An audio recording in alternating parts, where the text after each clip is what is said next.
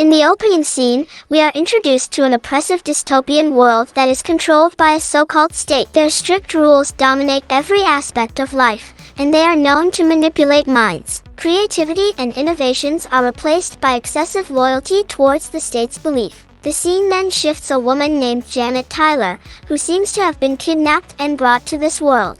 She is from another planet, where oppression doesn't exist. It turns out that she has just undergone her 11th treatment procedure in hopes of fixing her facial deformity. The state wants her to look normal like the other people residing here. With her original appearance, she will be hated and rejected by society. Currently confined within a hospital room, Janet's head is completely covered by bandages, obscuring her face. The doctors and nurses, who are lurking in the shadows of the darkened hospital room, describe her face as a pitiable distorted mass of flesh, indicating that she is very ugly. However, the ultimate outcome of the treatment procedure will remain a mystery until the bandages are removed. Janet, who is overwhelmed by the unbearable presence of the bandages on her face, pleads with the doctor. She tries her best to convince him to remove the burdensome coverings ahead of schedule. However, the doctor remains cautious and unsure, expressing doubts about the chances of things turning out well. In an attempt to comfort her,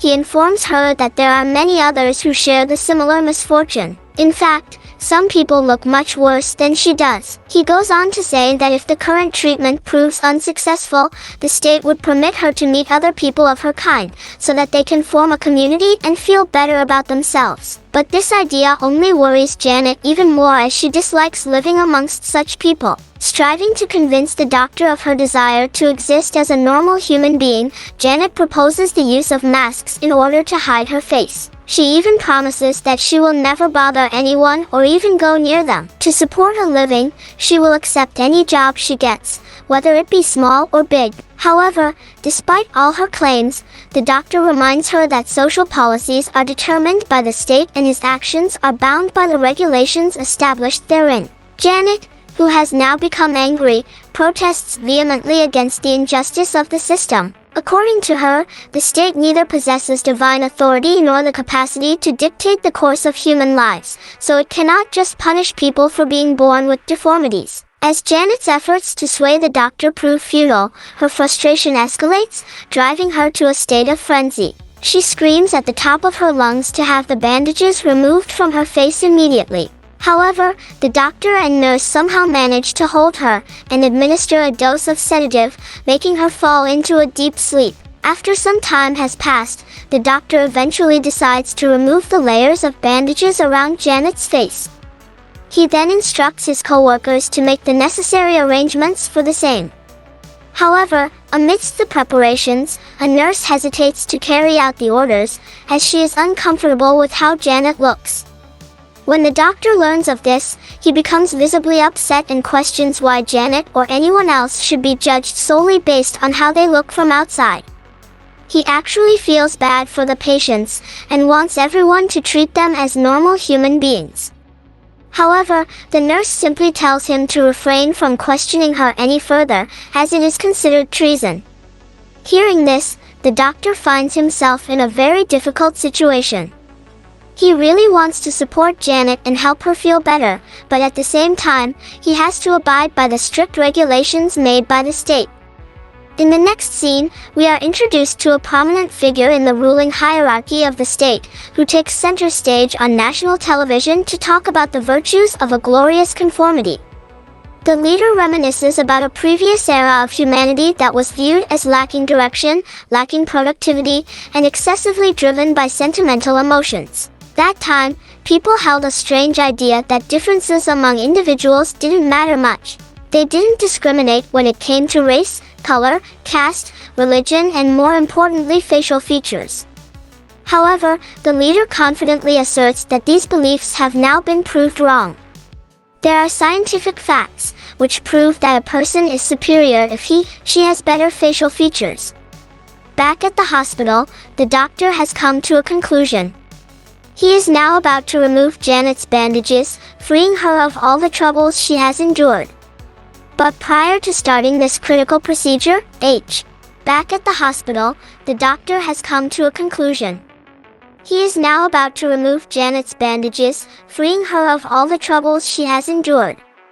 But prior to starting this critical procedure, he issues a stern warning, asking her to remain still. The doctor stresses that if she makes even a slight movement, he will make the nurses hold her back and administer her with anesthesia, inducing a state of sedation. Hearing this, Janet is a bit scared, but she responds with a calm voice that she will be at her best behavior. She will also refrain from being emotional and crying. With this understanding established, the doctor commences the delicate process of unraveling the bandages. The atmosphere in the room is tense, as they have spent weeks on the surgery. Janet also starts becoming nervous, but the doctor quickly calms her down and offers her comfort. He assures her that even if the ultimate outcome of this procedure falls short of expectations, she will still have the opportunity to lead a long and fulfilling life. She can live within a community of people who share her similar circumstances. In that community, people don't discriminate at all. Instead, they help each other out. It is almost like the early ages, where everyone was equal. Hearing all this, Janet becomes concerned and inquires if there are any alternative options in case of the procedure failure.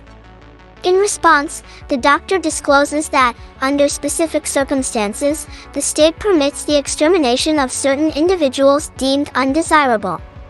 However, he acknowledges the presence of multiple factors to be taken into account, including Janet's age and overall physical condition. Since she is healthy and young, it is almost certain that she won't be exterminated. After much anticipation, the moment arrives when the last layer of the bandage is finally lifted. Everyone watches with nervousness, hoping that the procedure has worked. However, their expression quickly changes when they catch a glimpse of her face. Sadly, Janet still remains the same, ugly and undesirable.